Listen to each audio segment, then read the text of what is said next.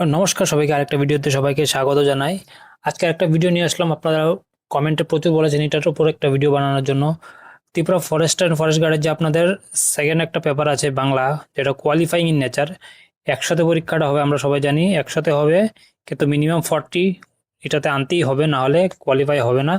এটার marks final সিলেকশনে আসবে না, কিন্তু কোয়ালিফাই করতে হবে। তো আমি আজকে পুরো ডিটেলস সিলেবাস দেবো, সাথে একটা স্যাম্পল কোয়েশ্চেন পেপারও আছে, সেটা আপনাদেরকে দেখাবো কিরকম কোয়েশ্চেন আসতে পারে। আমরা যারা ক্লাস 9-10 বাংলা এক্সাম দিয়েছি সেম সিমিলার প্যাটার্নই ফলো করা হবে। দেখিনি এখানে যেটা আমরা চিঠি রচনা ছিল সেটাই মেইনলি ফোকাস করতে হবে, গ্রামার কিছু আসবে। তো আমি আগে আগে ভিডিওতে সব আপনাদেরকে ডিটেলস বলবো, ঠিক আছে? তো ভিডিওটা পুরো দেখবেন, চ্যানেলটাকে সাবস্ক্রাইব করবেন এবং শেয়ার করবেন ভিডিওটাকে। আর সমস্ত নোটস আমি ত্রিপুরা ফরেস্ট গার্ডের ফ্রিতে আপনাদেরকে দিচ্ছি, আপনারা অবশ্যই টেলিগ্রাম চ্যানেলে জয়েন করে নেবেন। তো এই হলো একটা সিলেবাসটা অনেকটা বড়, কিন্তু এখান থেকে সবই পড়তে পারেন, কিন্তু এটা স্ট্যান্ডার্ড সিলেবাস, বাংলাতে এটাই থাকে নর্মালি, ঠিক আছে? এটাই থাকবে, এখান থেকে ঘুরিয়ে ফিরিয়ে প্রশ্ন আসবে। কিন্তু যেটা মেইনলি আমাদের ফোকাস করতে হবে, যেটা সাধু ভাষা, চলিত ভাষা, শব্দ ভাণ্ডার, সমাস, কারক, প্রত্যয়, এগুলো আমরা পড়েছি, খুবই ইজি, একটু পড়াশোনা করলেই পারা যাবে। আর আরেকটা জিনিস বলছি, এটা নোটস আমি দেখুন, এটার টপিক আমি দিয়ে দেবো, কিন্তু এক্সপ্লেনেশন গ্রামার আমি এটাতে, কারণ আমার বাংলাতে এতটা এক্সপার্টিস নাই, তাহলে আমি এটা আপনাদেরকে সেরকমভাবে ডিটেলসে পড়াতে পারবো না, কিন্তু আমি আপনাদেরকে বুকস পিডিএফ বই দিয়ে দেবো, অবশ্যই ফলো করে রাখবেন, ঠিক আছে?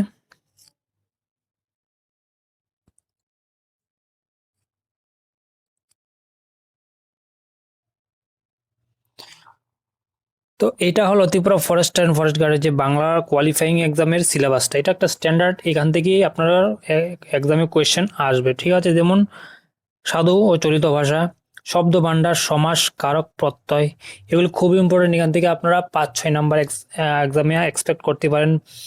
বাক্য ও তাহার পরিবর্তন খুবই ইম্পর্টেন্ট, বাক্যটা আমরা জানি বাংলা গ্রামারে বাক্য খুবই ইম্পর্টেন্ট। বাক্য প্রকরণ, বাক্য সংকোচন খুবই ইম্পর্টেন্ট। ইডিয়ম যেটা আমরা ইংলিশে বলি, এটাও আছে।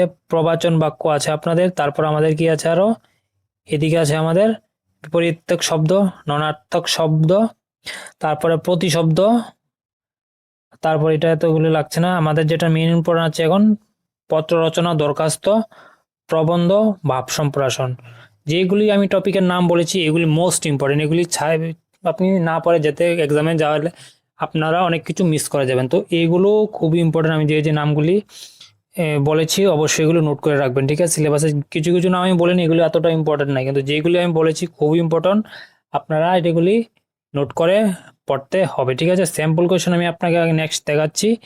এবার আমরা চলে যাই স্যাম্পল কোয়েশ্চেনে। স্যাম্পল কোয়েশ্চেন যেটা ক্লাস 10 স্ট্যান্ডার্ডের আপনার বাংলা মিডিয়ামের এসে থাকে বাংলার উপর, ঠিক আছে? তো প্রথম যে কোয়েশ্চেনগুলো, এগুলো অ্যাকচুয়ালি গদ্য পদ্য থেকে এসেছে, সেগুলি এতটা দরকার নেই। যেটা আমাদের ইম্পর্টেন্ট চলে আসছে সেটা হলো এইটা, যে এই যেমন সন্ধি বিচ্ছেদ ইম্পর্টেন্ট, এরকম টাইপের কোয়েশ্চেন আসবে, ঠিক আছে? এরকম টাইপের কোয়েশ্চেন আসবে। তারপর বাক্য পরিবর্তন